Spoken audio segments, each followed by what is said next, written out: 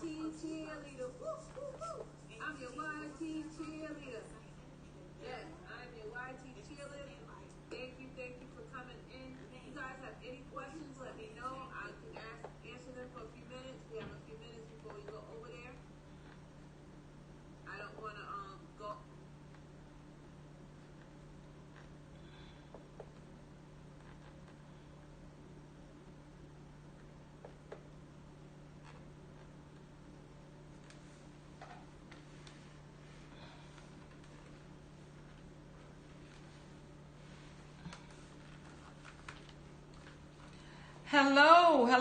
Hello, Green Organic Love. And hello, Gigi at Gigi's Gluten-Free Lab. How are you? Hey, Shawana. So glad that you ladies could join me today for story time. Thank you so much for stopping by. How did your ladies' day go today? How was your day? You ladies had a good day? I had a great day. Any free day that it's a pain-free day is a great day for me. It looks like I might be getting a little better with this pain management thing, and you know, God is working it out for me, I tell you. Good, Gigi. Gigi, I didn't hear my phone ring when you tried to call me earlier. For some strange reason, somehow, I guess last night, I shut my sound off accidentally. And so I didn't see, I had a missed call from you until a little while ago. So I'm going to touch bases with you after my live. Thanks, Gigi. I feel vibrant. I feel vibrant. Look, you about to make me sing that Jitterbug song, A Vibrant Thing. You about to make me sing that song, A Vibrant Thing. Because I tell you, a lot of times I be feeling like I'm about 90 years old. I tell you, I be feeling it. But yeah, today I look, a vibrant thing. A vibrant thing. You know that song, Vibrant Thing. Thank you, Shawana. Thank you so much. Says she's happy for me. Yeah. And then you all know, even when I'm not feeling all that, once I think about story time and log on with you all here, all of a sudden I get this burst of energy. That adrenaline starts flowing. What'd you say? Zero, pop, lock, and drop. Look, I got the popping going on when I'm walking. I got the locking going on in my hips. So that should tell you right there, Gigi, I can't drop it. Hi, 50 Plus. How are you? Welcome to my live. So glad that you popped in. Just talking to Gigi, she telling me to go pop, lock, and drop it. I told her I got the joints locking, popping, and locking, so that should tell her I can't drop it. 50 is shouting out to Organic Love. Shawana is shouting out to 50 Plus. Gigi, you laughing at me? Talking about I'm locking and popping and can't drop it. Green Organic Love is shouting out to 50. Gigi's shouting out to everyone. 50 said, I heard you. That's right, 50. She talking about pop, locking. Look, I guess she got confused, 50 Plus, when she told me I was looking vibrant tonight. So I say I was a vibrant thing and start singing that song. So she misconstrued what I said and was under the impression I could pop, lock, and drop. I told her, all right, now I'm doing this locking and popping and locking, and it ain't by choice. Shawana says hello to everybody. Oh, Green Organic is shouting out to Shawana. I am so glad that you guys could make it to my live tonight. I'm super excited. Shawana shouting back out, Green Organic Love. We're still on our same story, but we're making some progress. We're making progress. This is a very long story, but we're making progress because actually we're further down the line than I thought. We actually made it to chapter 6. I could not believe it. We actually made it to chapter 6. So that's a good thing. Hi, Bernice. Thank you so much for the raid. I appreciate it so much. For you guys to running over here to spend some time with me for story time. Thank you so much. So much. I greatly appreciate it. I do not take it for granted. Hello. Welcome into my live. Hi, Don Greenwich. How are you? Thank you for joining the raid. Hi, Lewis Fuller. Thank you for joining the raid, coming into my live. Hi, how do you pronounce that? I'm probably going to butcher it. I'm always butchering names. Wari. Green Organic, shouting out Shiwana. Wari. I know something in there. It's got to be silent. Saying hi to everyone. Shiwana shouting out to Don Greenwich. Gigi's shouting out to 50 plus. Vernis,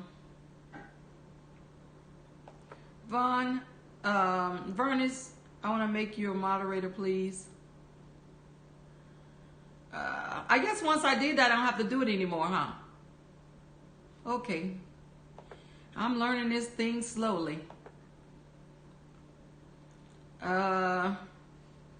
50 plus is shouting out at Vernis. Junk Closet, Green Organic shouting out to Gigi. And Shiwana is hi forever. Noni's World. Oh, Noni's World made it in. I missed that. Hi, Noni's World. How are you? Shiwana shouting out to Noni's World. So glad that you all could join me. Let's see, who else did I miss? Let's see, Vernis is telling everybody, welcome to the live. Lewis Fuller, I'm just hitting your big red button. Thank you so much. Thank you so much. I appreciate it. I always forget a lot of times to say that, to have everybody to also to thumbs me up. Thumbs me up, guys. I appreciate it. Hi, as told by Tina. How are you? Welcome to my live. Thank you all so much for raiding me tonight. I appreciate it and don't take it for granted, because I know there are other places you all could be and things you could be doing.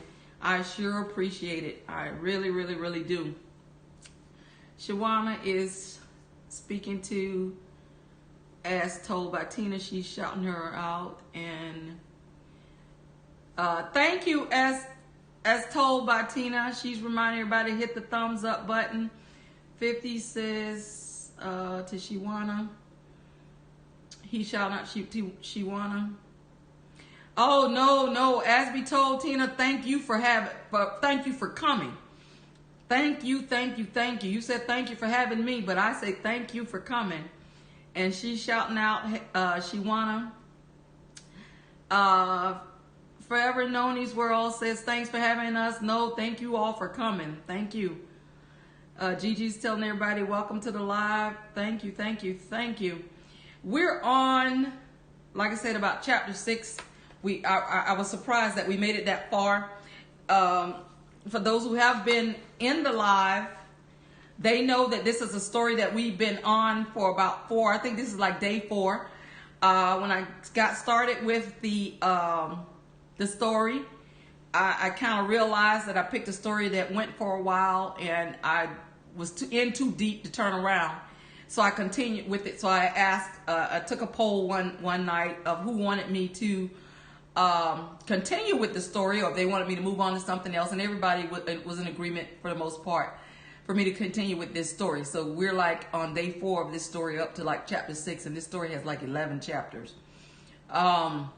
It's been a challenging story for me because I take the story and I fit in YouTubers' names as the characters in the story versus the original characters. So I'll use your name and you'll be either a person, place, or a thing. Not necessarily a person. It just depends on your YouTube name. So you'll find yourself as a character in the story. There's no rhyme or reason as to how I pick the names of the characters other than how the story is flowing and what the character's name is. And I want to say, since she's in here tonight, and because I think this might be her first night, Green Organic Love, you were the one who inspired my story time.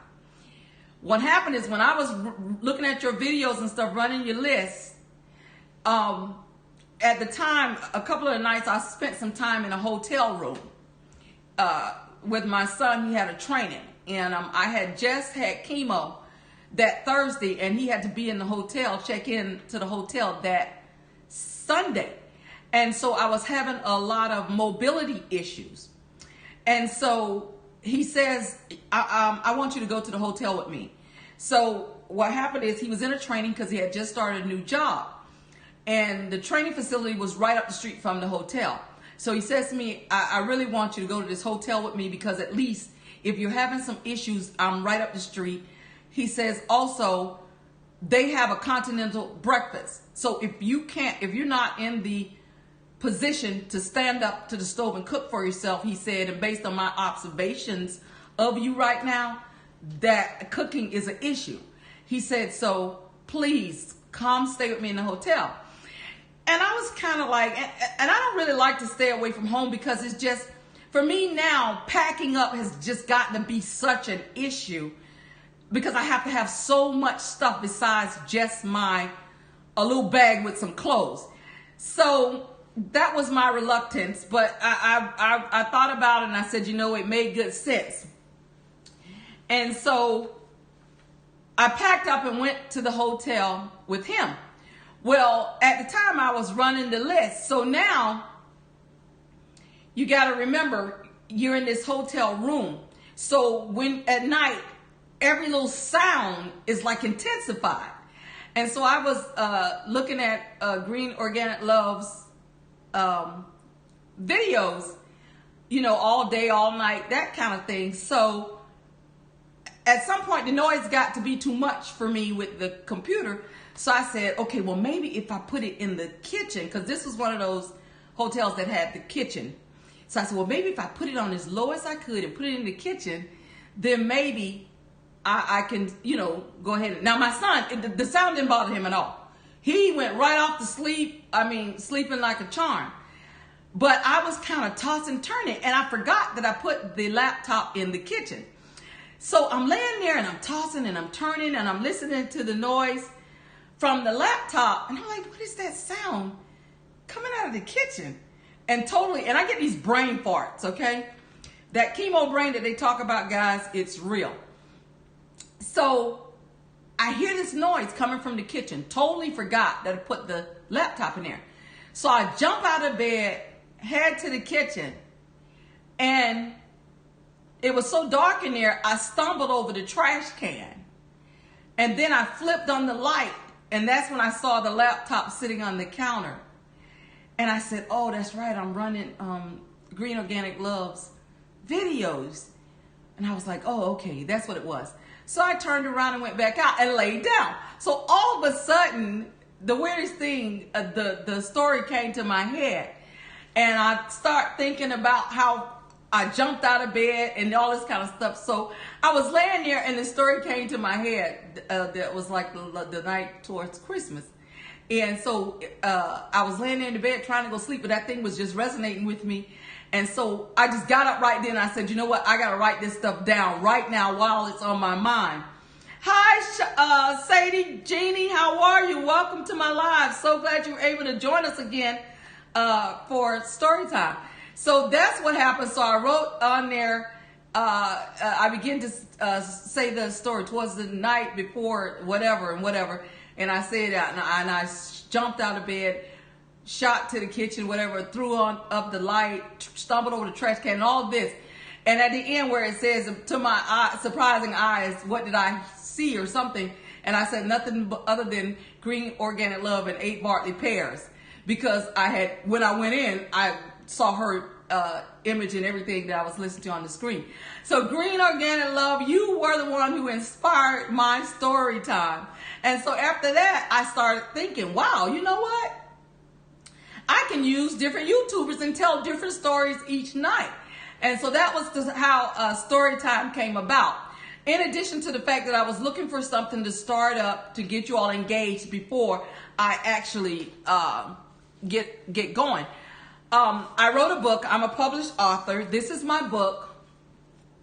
It's called A Healing for My Soul, It's called My Struggling Broken Pieces, A Healing for My Soul. And eventually I'm going to read from that book during story time. So what I decided to do is use these little stories, and that's why I call them, even though I'm doing story time, I call them a prelude to story time, so that I'll prepare for, I'm going to be actually reading at some point in the near future excerpts and stuff from my book. So I'm giving people some time who may be interested in reading along to order the book. It's available at Amazon. So I'm trying to give people a little time who may be interested in ordering a book so that they can read along with me once I start reading from that book. And I will alternate back and forth. I still will do excerpts from my book, but I'll still do these little story time stories, because this is also my way of sending my shout out to the YouTubers. So that's my reason for the story time now. It's a prelude leading up to that, but it's also my way of sending shout outs to the different YouTubers. So I'm going to go ahead and get started in our story. Those of you who may be here for the first time and haven't had the opportunity to hear all the story, whether you came in before, missed it, or late, or because you're coming in sort of in the middle of things, if you like, you can go back and replay the ones you missed and catch up to where we are. But I'm going to go ahead and get started because, like I said, I don't take anybody's time for granted. I feel everybody's time is equally important. So I'm going to go ahead now and dive right in. So we left off in our story where she was the main character, who's Brooklyn chick. She was having dialogue with the caterpillar, and he was getting onto her about something she was reciting from, I guess, her history book lesson. And he was telling how she was all wrong. And he told her she was wrong from beginning to end. And then there was dead silence. So now we're moving on from that point.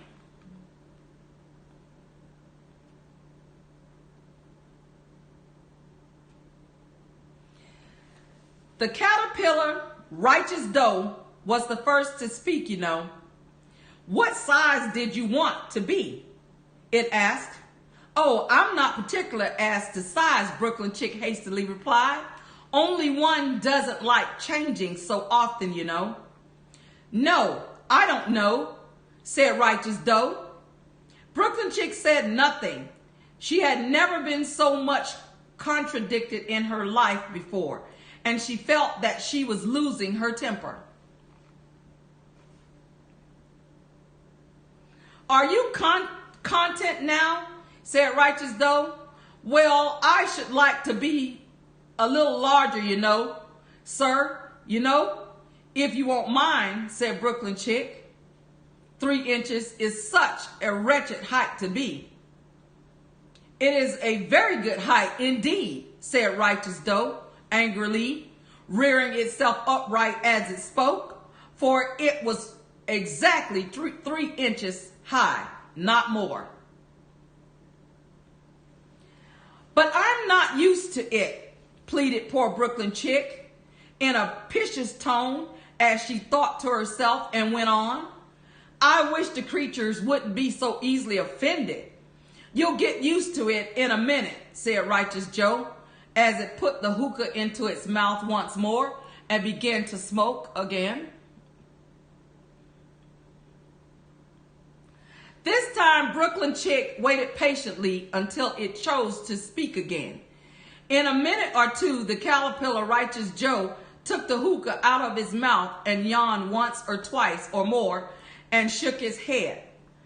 Then it got down off the mushroom and crawled away in the grass, merely remarking as it passed, Brooklyn chick, one side will make you grow taller and the other side will make you grow shorter. One side is what? The other side is what? The Brooklyn chick thought to herself.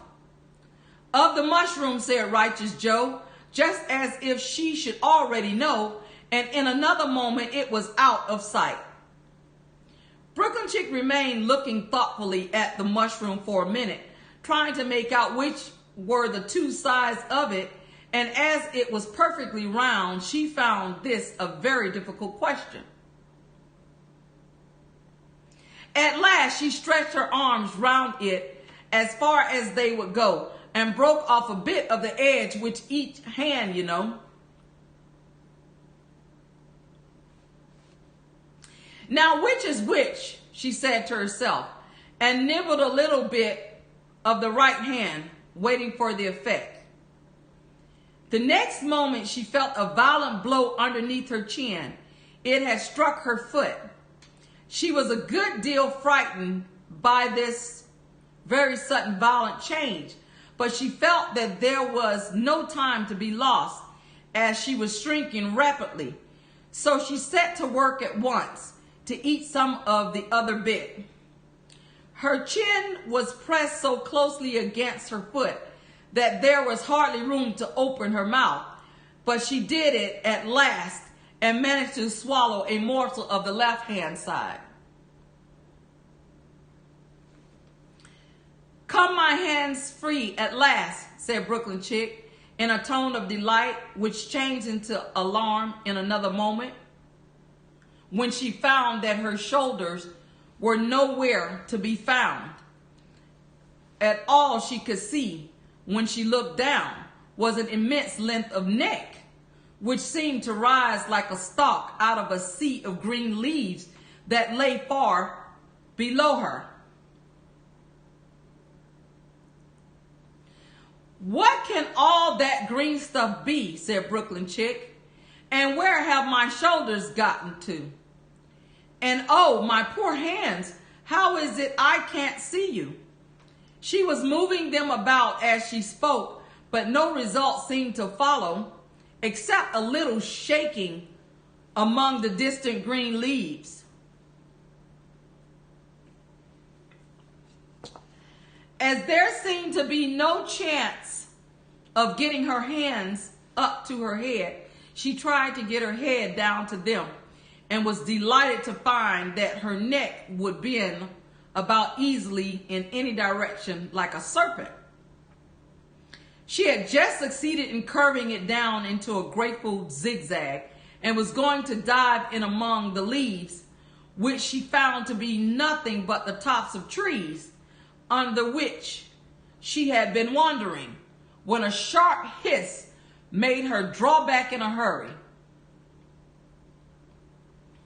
A large pigeon had flown into her face because she violated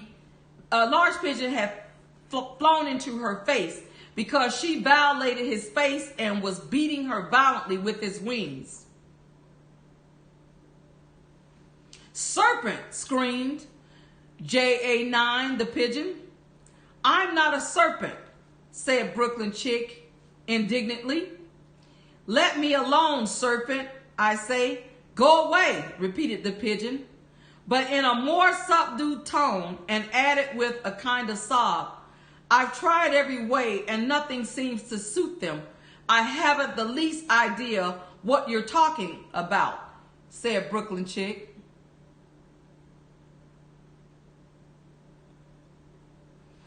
"I've tried the roots of trees, and I've tried banks, and I've tried hedges," JA9 went on without attending to her.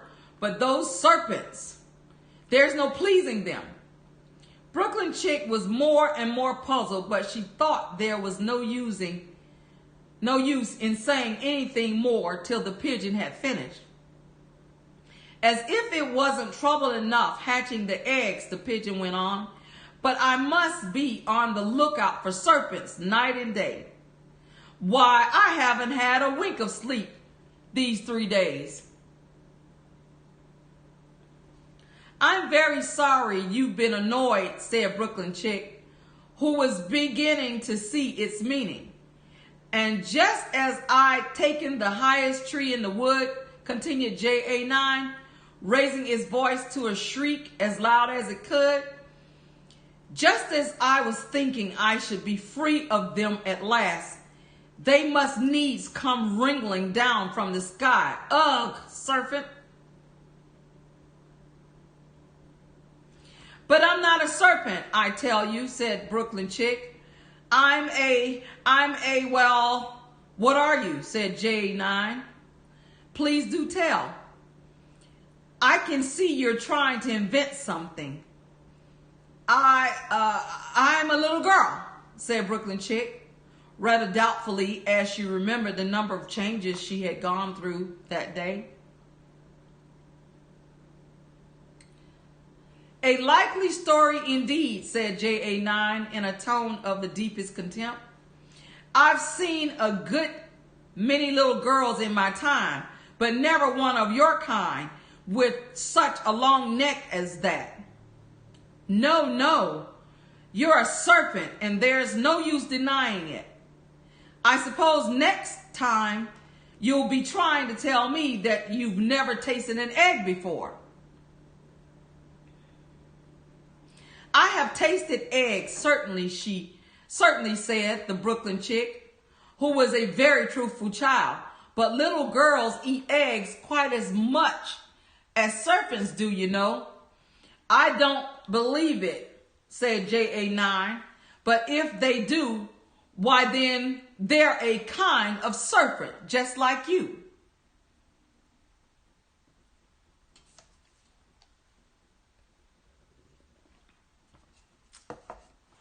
This was such a new idea to Brooklyn Chick that she was quite silent for a minute or two, which gave JA9 the opportunity of adding another line as he said, "You're looking for eggs. I know that well enough. And what does it matter to me whether you're a girl or not?" It matters a good deal to me, said Brooklyn Chick hastily. But I'm not looking for eggs as it happens, and if I was, I shouldn't want yours. I don't like them raw. Well, be off then, said the pigeon in a sulky tone as it settled down again into its nest. Brooklyn Chick crouched down among the trees as well as she could, for her neck kept getting entangled among the branches, and every now and then she had to stop and untwist it. After a while, she remembered that she still held the pieces of mushroom in her hands, and she set to work very carefully, nibbling from at one and then at the other, and growing sometimes taller and sometimes shorter, until she had succeeded in bringing herself down to her usual height. It was so long since she had been anything near the right size that it felt quite strange at first, not to her surprise, but she got used to it in a few minutes and began talking to herself as usual. Come, there's half my plan done now. How puzzling all these changes are. I'm never sure what I'm going to be from one minute to another. However, I've got back to my right size. The next thing is to get into that beautiful garden. How is that to be done, I wonder? As she said this, she came suddenly upon an open place with a little house in its space, about 4 feet high. Whoever lives there, thought Brooklyn Chick, is in her mind, it'll never do to come upon them this size. Why, I should frighten them out of their wits. So she began nibbling at the right-hand bit again and did not venture to go near the house till she had brought herself down to 9 inches high. For a minute or two, she stood looking at the house and wondering what to do next, when suddenly a footman in livery came running out the wood. She considered him to be a footman because he was in livery. Otherwise, judging by his face only, she would have called him a fish. He rapped loudly at the door with his knuckles.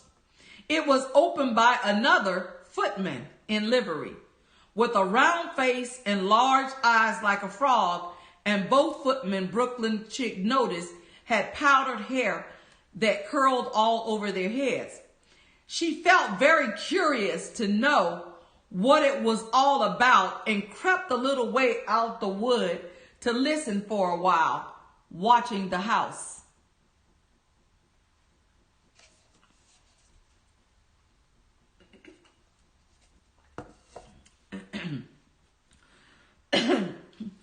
This fish footman began by producing from under his arm a great letter, nearly as large as himself.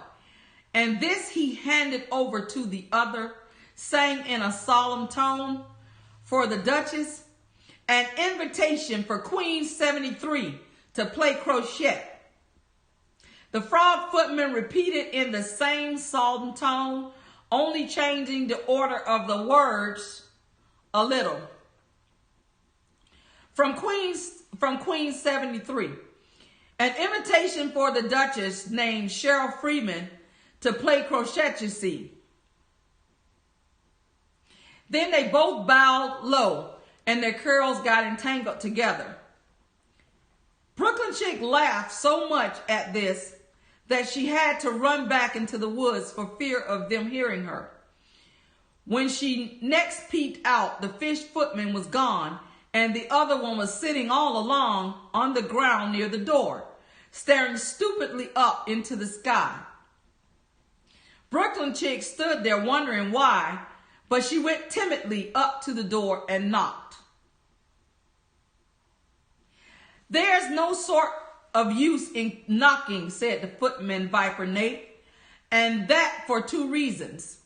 First, because I'm on the same side of the door as you are. Secondly, because they're making such a noise inside. No one could possibly hear you." And certainly there was a most extraordinary noise going on within, a constant howling and sneezing, and every now and then a great crash as if a dish or kettle had broken to pieces. "Please then," said Brooklyn Chick, "how am I to get in?" "There might be some sense in your knocking," Viper Nate went on without attending to her, "if we had the door in between us. For instance, if you were inside, you might knock, and I could let you out, you know." He was looking up into the sky all the time he was speaking, and this Brooklyn Chick thought decidedly uncivil. "But perhaps he can't help it," she said to herself. "His eyes are so very nearly at the top of his head. Excuse me. But at any rate, he might answer questions." "How am I to get in?" she repeated loud. "I shall sit here," Viper Nate remarked, "till tomorrow." At this moment, the door of the house opened, and a large plate came swinging out straight at the footman's head. It just grazed his nose and broke to pieces against one of the trees behind him. Or next day, maybe Viper Nate continued in the same tone, exactly as if nothing had gone wrong. "How am I to get in?" asked the Brooklyn Chick again in a louder tone.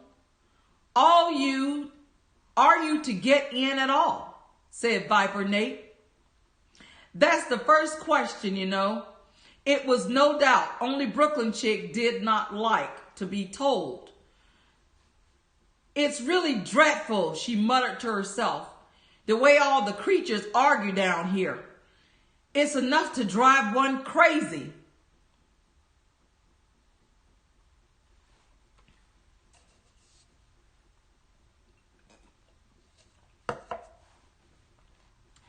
Viper Nate seemed to like this a good opportunity for Viper Nate seemed to think this a good opportunity for repeating his remark with variations. "I shall sit here," he said, "on and off for days and days." "But what am I to do?" said Brooklyn Chick to Viper Nate. "Anything you like," said Viper Nate, and began whistling. "Oh, there's no use in talking to him," said Brooklyn Chick desperately, for he's perfectly and idiotic. And she opened the door and went in. The door led right into a large kitchen, which was full of smoke from one end to the other.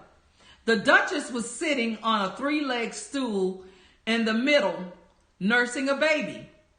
The cook was leaning over the fire, stirring a large cauldron, which seemed to be full of soup. There's certainly too much pepper in the soup, Brooklyn Chick said to herself, as well as she could for sneezing. There was certainly too much of it in the air, even though the cook didn't seem to care, as the Duchess, Cheryl Freeman, sneezed occasionally. And as for the baby, it was sneezing and howling alternately without a moment's pause. That was not all. The only things in the kitchen that did not sneeze were the cook and a large cat, which was sitting on the windowsill, catching some breeze and grinning from ear to ear. "Please, would you tell me," said Brooklyn Chick a little timidly, for she was not quite sure whether it was good manners for her to speak first, "why your cat grins like that?" "It's a Cheshire cat," said the Duchess, "and that's why." "Pig," she said the last word with such sudden violence that Brooklyn Chick quite jumped. She saw in another moment that it was addressed to the baby and not to her, so she took courage and went on. "I didn't know that Cheshire cats always grinned. In fact, I didn't know that cats grin at all." "They all can," said Cheryl Freeman, "and most of them do. May I ask, who are you?" Avoided the question, Brooklyn Chick went on. "I don't know of any that do," Brooklyn Chick said very politely, feeling quite pleased to have got into a conversation. "You don't know much," said the Duchess, "and that's a fact." Brooklyn Chick did not at all like the tone that she used, but hesitated to speak back. She ignored this remark and thought it would be as well to introduce some other subject of conversation. While she was trying to fix on one, the cook took the cauldron of soup off the fire and at once began throwing everything within her reach at Cheryl Freeman and the baby. The fire irons came first, and then followed a shower of saucepans, plates, and dishes. Cheryl Freeman took no notice of any of it, even when they hit her, and the baby was howling so much already that it was quite impossible to say whether the blows hurt it or not. "Oh, please mind what you're doing," cried the Brooklyn Chick, jumping up and down in an agony of terror. "Oh, there goes his precious nose," as an unusual large saucepan flew across by it and very nearly carried it off. "If everybody minded their own business," Cheryl Freeman said in a hoarse growl, "the world would go round a deal faster than it does." "Which would not be an advantage," said Brooklyn Chick, who felt very glad to get an opportunity of showing off a little bit of her knowledge. "Just think of what works it would make with the day and night."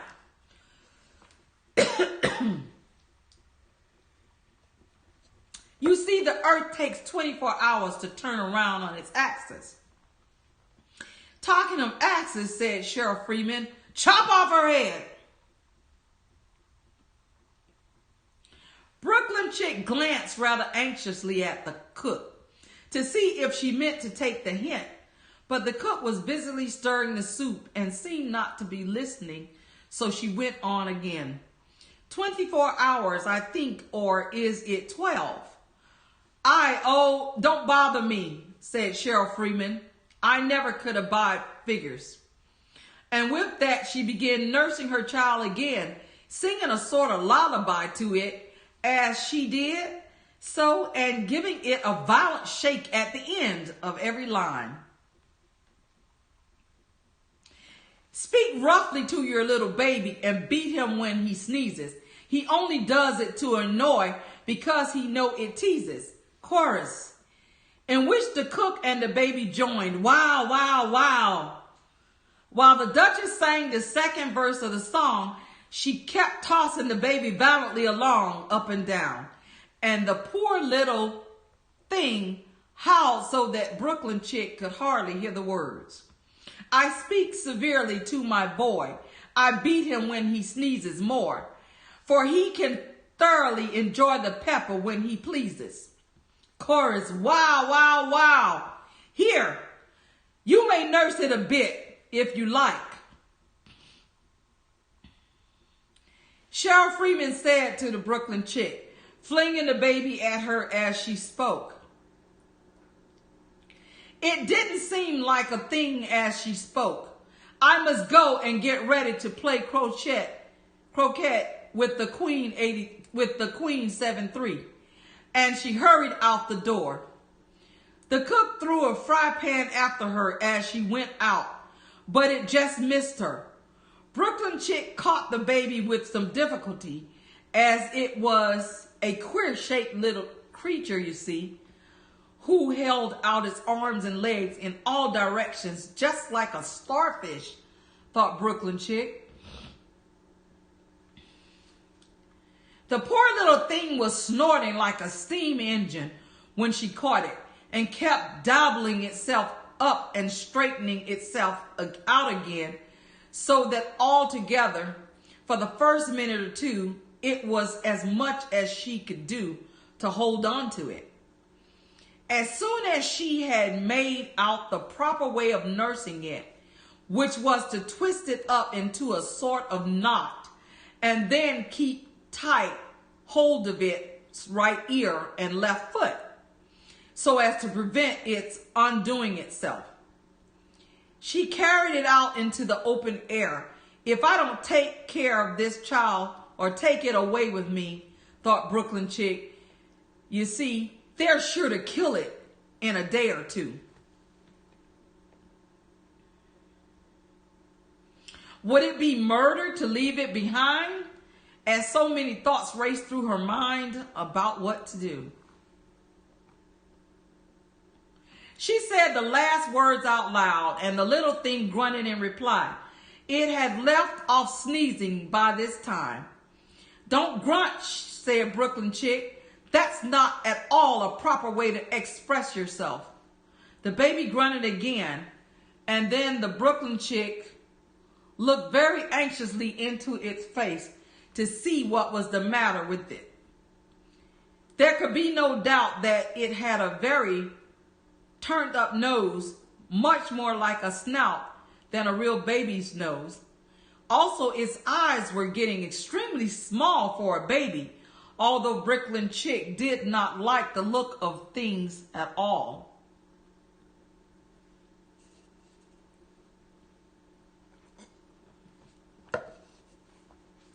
But perhaps it was only sobbing, she thought, and looked into its eyes again to see if there were any tears. No, there were no tears. If you're going to turn into a pig, my dear, said Brooklyn chick seriously, I'll have nothing more to do with you. Mind now. The poor little thing sobbed again or grunted. It was impossible to say which, and they went on for some while in silence. Brooklyn chick was just beginning to think to herself, now what am I to do with this creature when I get it home? It grunted again so violently that she looked down into its face to see what was wrong, in some alarm. This time there could be no mistake about it. It was neither more nor less than a pig, and she felt that it would be quite absurd for her to carry it further. So she set the little creature down and felt quite relieved to see it trotted away quietly into the woods. If it had grown up, she said to herself, it would have made a dreadfully ugly child.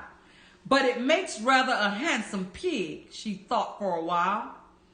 She began thinking over other children she knew who might do very well as pigs too, and was just saying to herself, if one only knew the right way to change them, when she was a little startled by seeing the Cheshire Cat sitting on a bough of a tree a few yards back. The cat named Joker's Nation only grinned when it saw Brooklyn Chick. It looked good-natured, she thought, I must admit. Still, it had very long claws and a great many teeth, so she felt that it ought to be treated with respect. Cheshire Puss, she began rather timidly, as she did not at all know whether it would like the name. It only grinned a little wider. Come, it's pleased so far, thought Brooklyn Chick, and she went on. Would you tell me, please, which way I ought to go from here?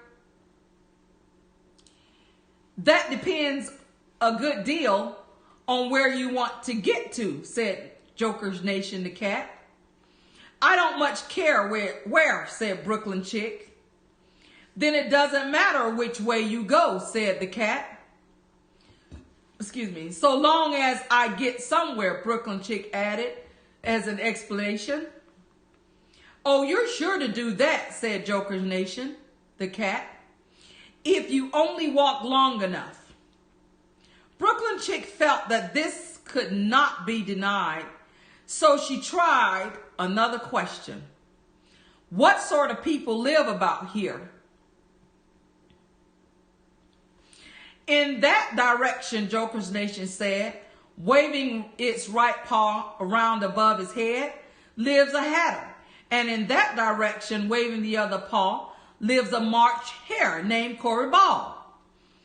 Visit either you like, but I will tell you that they're both mad. But I don't want to go among mad people, Brooklyn Chick remarked. Oh, you can't help that, dear. We're all mad here, said Joker's Nation. I'm mad, you're mad. Can you take it?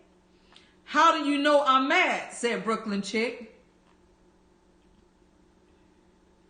You must be my dear or you wouldn't be here, said the cat. Brooklyn Chick didn't think that proved an answer at all. But she went on asking, how do you know that you're mad? Well, to begin with, said Joker's Nation, a dog's not mad. You grant that? I suppose so, said Brooklyn Chick. Well then, you know, Joker's Nation went on, you see, a dog growls when it's angry and wags its tail when it's pleased. Now, I growl when I'm pleased and wag my tail when I'm angry. Therefore, I'm mad. I call it purring, not growling, said Brooklyn Chick. Call it what you like, said Joker's Nation. But picture this. Do you play croquet with Queen 73 today?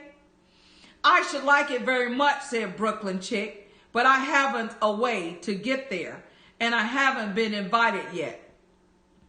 You'll see me there, said Joker's Nation, and vanished.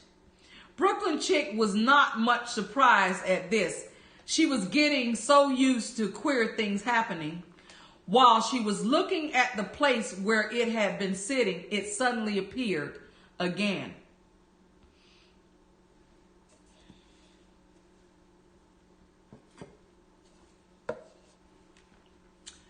By the by, what became of the baby, said Joker's Nation. I nearly forgotten to ask. It turned into a pig, Brooklyn Chick quietly said, just as if it had come back in a natural way. I thought it would, said Joker's Nation, and vanished again. Brooklyn Chick waited a little, half expecting to see it again. But it did not appear, and after a minute or two, she walked on in the direction in which it told her to. To go where the March hare was said to live. I've seen hatters before, she said, talking to herself once more. Cory Ball, the March hare, will be much more interesting, and perhaps as this is May. It wouldn't be raving mad, she started to say. At least not so mad as it was in March. As she said this, she looked up and there was the Joker Nation again, sitting on a branch of a tree.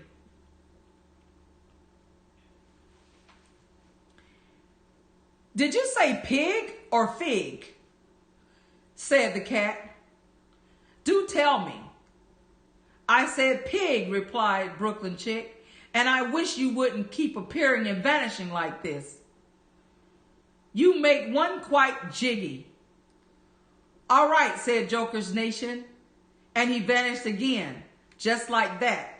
This time it vanished quite slowly, beginning with the end of the tail and ending with the grin, which remained for a spell, sometime after the rest of it had gone.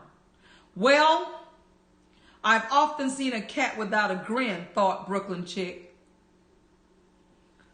But a grin without a cat is the most curious thing I've ever seen in my life.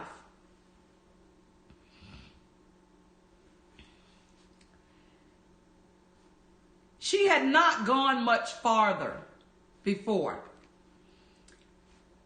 she came in sight of the house of the March hare, Cory Ball. She thought it must be the right house because the chimneys were shaped like ears and the roof was thatched with fur. It was so large a house that she did not like to go nearer till she had nibbled some more of the left-hand bit of mushroom and raised herself to about 2 feet high. Even then, she walked up towards it rather timidly, saying to herself, suppose it should be raving mad. After all, I almost wished I had gone to see the Hatter instead. So that concludes the portion of our story tonight. Thank you all for coming in. Let's see who I missed walking in the door.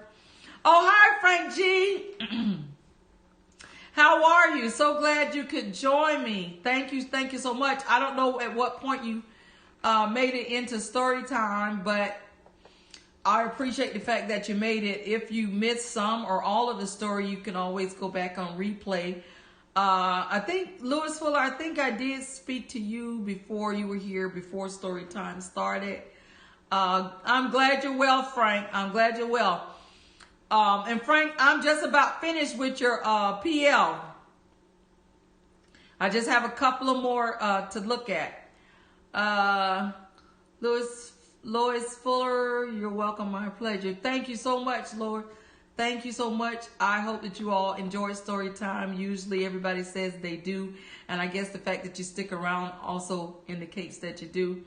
Thank you so much. Who else am I missing? Let's see. The Trisha vlogs. I don't remember if I shouted you up when you first came in, but I thank you for coming into story time tonight. I hope you enjoyed what you heard. Let's see who else I missed. Okay, I remember shouting out Forever in Noni's World. Thank you so much. And as told by Tina, Sadie Green, yes, Sadie, thank you for joining me again tonight. I hope you were happy last night that you were our one of our key characters in the story. And I think you had come in the night before that and just happened to come back the next night and saw you being shouted out, featured in the story that night. So I hope you're continuing to enjoy the story. Some of the characters that were in the story, I'm going to share with you the YouTubers' names. Let's see. Our original character we knew was Brooklyn Chick. We knew that Brooklyn Chick was the main character. We know that Aaron Tibbs was the mouse. Tonight, a new character we added was Cory Ball. That's a YouTuber's name. He was the March Hare. We added Joker's Nation. That was added on. I finally gave him that name, and I think he was the cat. He was the cat.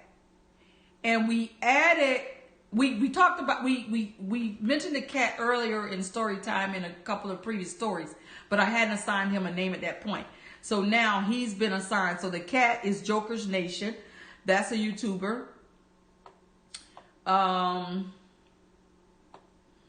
Let's see. Queen 73, we added her in. That's a YouTuber. So she was added into the story. Just recently added. Let's see who else we got. We talked about the caterpillar in a couple of, I think the previous 2 stories. But at that point, we had not assigned him a name. So he is, let's see, I get him and the pigeon mixed up. Okay, Cheryl Freeman is the Duchess. We had talked about the Duchess before and we hadn't assigned a name. So we just recently assigned the Duchess the name Cheryl Freeman. Freeman, who is a YouTuber. Let's see. Who else we got? Because I know we just recently added somebody else. So Cheryl was just recently added. Okay. Viper Nate. Viper Nate was just added. And Viper Nate, I be forgetting who these characters are.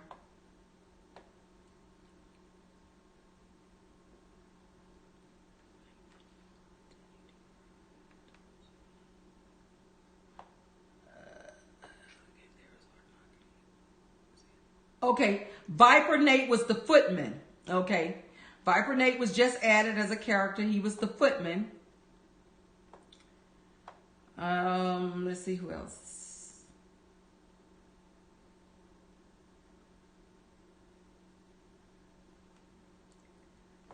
Okay, we added.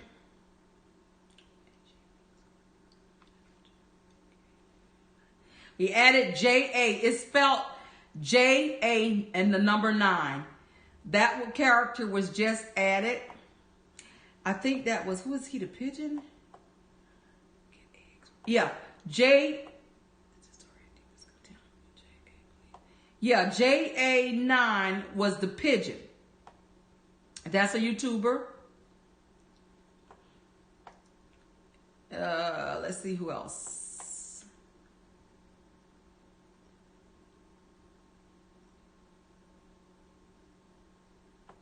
Okay, the caterpillar, we talked about him before, and I just addressed him as the caterpillar. So now he's Righteous Doe. That's the caterpillar. That's a YouTuber's name, Righteous Doe, D-O-E. Let's see who else we got.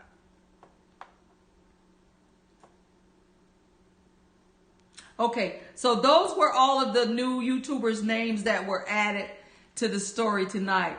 Okay, let's see. Sadie Jean, if I would have leave before story done.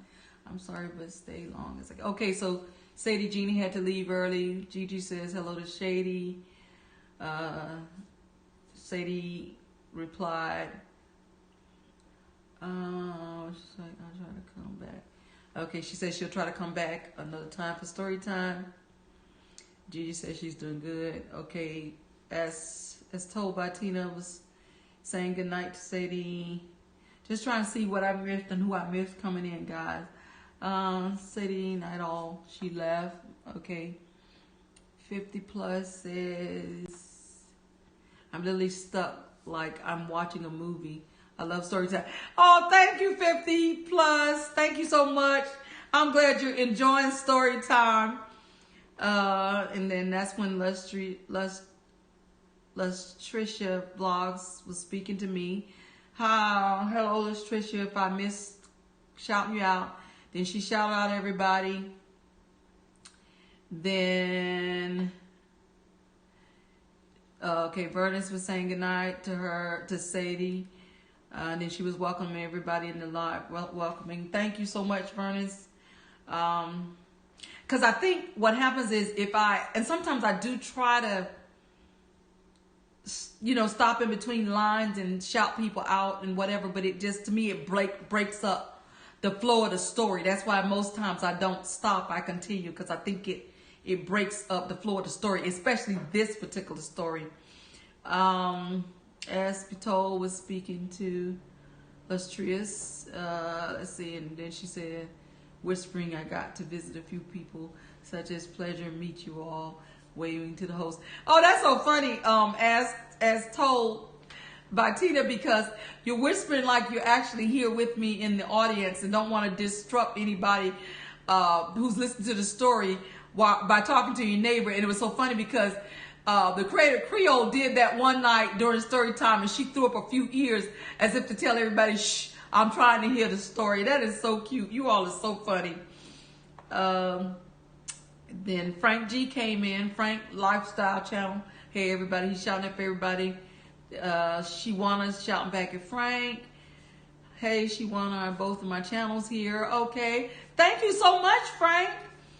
Then Louis Fuller came in. Please don't forget to smash that button. Thank you so much, Lois, because I always forget to tell people that. Sometimes Gigi catches it for me. But I got Vernon as a moderator tonight, so she's been keeping up with that. Okay. You're welcome to my pleasure. Yes. Frank says thanks. 50 says love the story. Good night. Okay, so 50's gone. I appreciate him being here. Then Frank 50 plus was talking to Frank G. Hey, Shiwana says we did. 50 plus told everybody good night. Frank says hey to 50. Let's see, I wish video in full and comment. Okay, Lord Fuller said gonna watch the video in full and comment. Throw up some love. Sadie Jeannie said I was all smiles. Oh, when you got your name called out in story time, that's so cute. I was excited when you walked in. You saw I was clapping and everything because I knew you were in for a treat that night. Sadie Jeannie says much respect and love. What you're doing is awesome. Going to go check on my family. Our raw nation. God bless. Thank you so much, Sadie Jeannie. Shiwana says, do the YouTube come to your lives or you just know them? You talking to me, Shiwana? I think if you're talking to me, you're asking me, do the YouTubers come to my live or I just know them? Where I'm getting the names from for these particular YouTubers or anybody that I'm subscribed to. Anybody that I'm subscribed to is where I'm getting the names from. So I go and I pull up my channels and that's where I pull the names from. If that's what the question was, if I understood the question and the question was directed to me. Anybody that, like I said, that I'm subscribed to and they're subscribed to me, I go in and pull up the names that way and just use them based on the flow of the story. Lois Fuller says, you're welcome, my pleasure. But yeah, that's how I pull the names that way. You know, so if it's a YouTuber that I'm not subscribed to or they're not subscribed to me, then it's kind of sort of like I don't really know they exist. But because, you know, I have these people, over 1,000 something people that I'm subscribed to in addition to the people who are subscribed to me, I just pulled the names from there. And I wish I could possibly use all of them.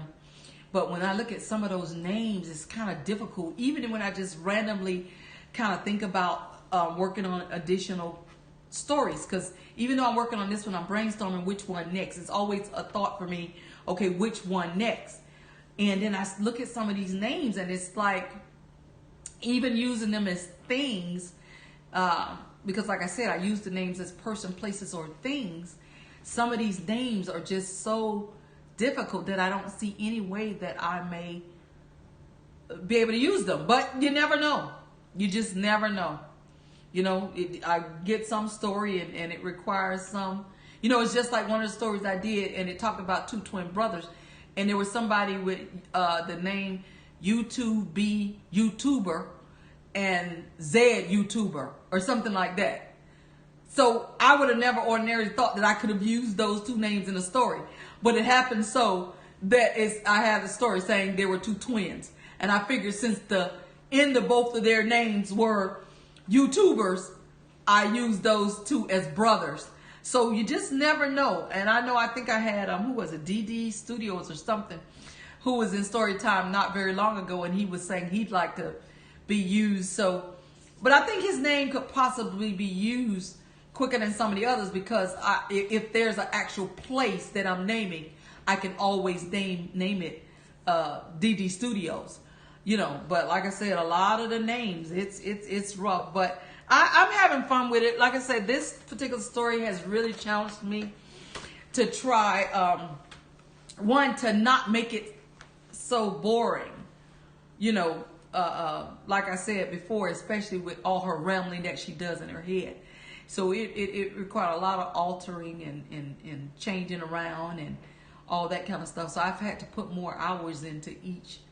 You all probably wouldn't believe it when I tell you how many hours I have to put into pulling together these stories. Let's see. Shiwana says, I was just wondering, because if that don't come to you channel and watch or come to you live, they won't know they was in the story. But it's nice to do. Yeah, Shiwana, they won't know they're in this story, but here's how I look at it. It's such a small world, and everybody knows somebody that knows somebody that knows somebody. So I look at it look at two advantages of it. That's true. They won't know unless they come and do a playback or happen to show up that night and they're featured. You're absolutely right. They won't have a clue that their name was shouted out in the story. But what I'm finding is that people are telling people who are, because a lot of these people you all may be subscribed to, or they may be subscribed to you. So people are telling people that they're subscribed to, that happen to be subscribed to me, hey, you know, you were featured in a story at Deborah's Glad Tidings story time. And so that person in turn comes back and they listen to the replay. Like for instance, Seven Lex Ferry had not been to any of my story times, but somebody knows her, and they told her. So she went back to see her story, where she was featured in the story, and she then came into my story time, and she messaged me and said, thank you so much for featuring me in your story. And she said, I even shared it out on my Twitter and all that kind of stuff. So it happens sometimes that people will know somebody and be subscribed to them, or they're subscribed and they'll tell them.